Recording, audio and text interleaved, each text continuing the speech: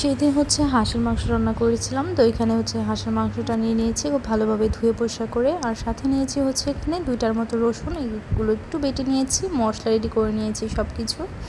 এখন হচ্ছে পরিমাণ মতো তেল দিয়ে এক এক করে সবগুলো মশলা দিয়ে দিব।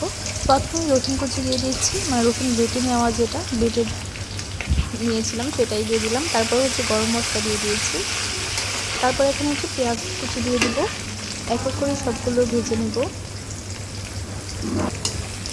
পেঁয়াজটাকে খুব ভালো করে ভেজে নেব। এরকম যখন ব্রাউন হয়ে যাবে তখন এর মধ্যে আদা রসুন বাটা মশলা এক এক করে অ্যাড করে দিয়েছি। একটু পানি দিয়ে মশলাটা কষিয়ে নিয়েছি।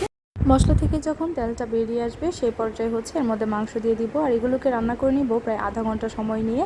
খুব ভালো করে কষিয়ে নেব। দেন হচ্ছে আলু দিয়ে হচ্ছে পানি দিয়ে দিব। তো এটা দিয়ে হচ্ছে আরও 20-25 মিনিট রান্না করব। তারপর হচ্ছে এরকমটা হয়েছিল। এভাবে একবার রান্না করে দেখতে পারেন। ফুল রেসিপি আমার চ্যানেলে আছে, দেখে নিতে পারেন।